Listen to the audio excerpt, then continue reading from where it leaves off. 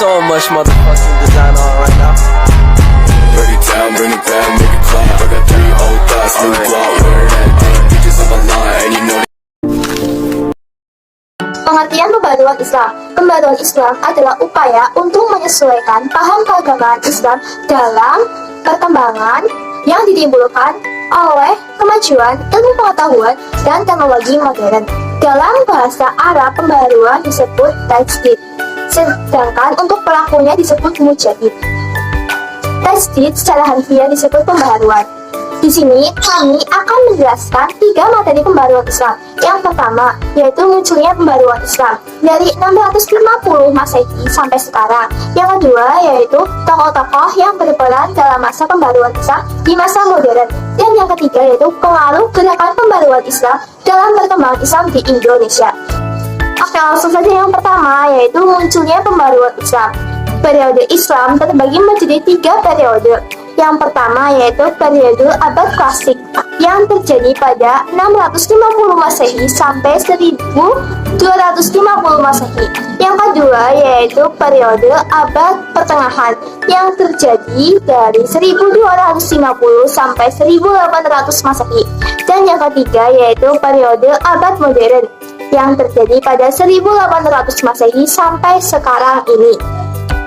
Periode Islam yang satu dengan yang lainnya memiliki ciri-ciri yang berbeda. Apa saja sih ciri-cirinya? Ciri-ciri periode abad klasik yaitu terjadinya kejayaan Islam. Ciri-ciri periode abad pertengahan yaitu terjadinya kemunduran dunia Islam. Ciri-ciri abad modern yaitu terjadinya kebangkitan dunia Islam.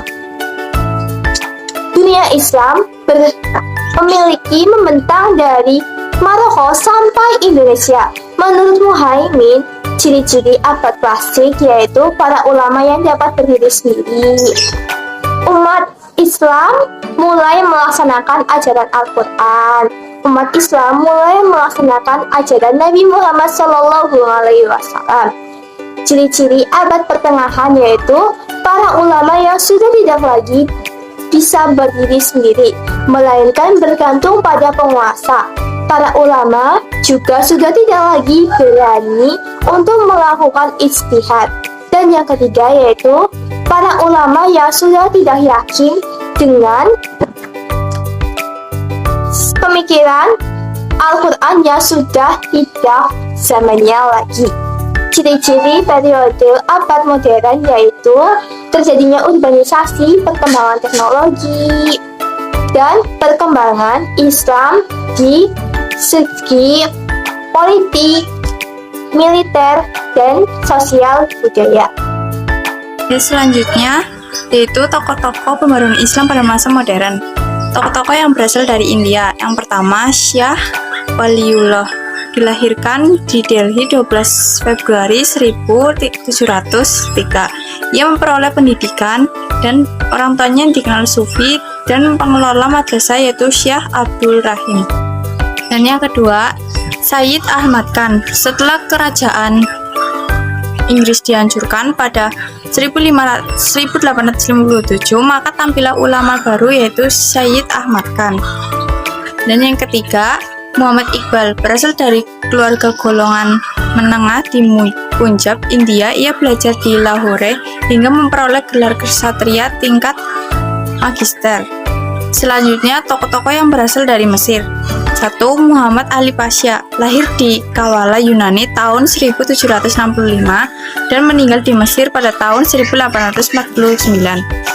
Kedua, Rifa'ah Baidawi, Rafi Al-Ahtawi.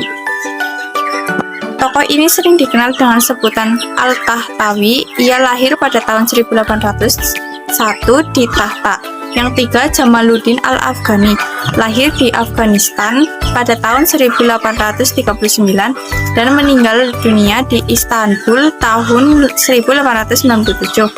Yang keempat, Muhammad Abduh, dilahirkan di daerah Mesir, Hilir pada tahun 1849, wafat tanggal 11 Juli 1905. Tokoh selanjutnya yaitu Muhammad Rashid Ridha, 1865 sampai 1935 Masehi.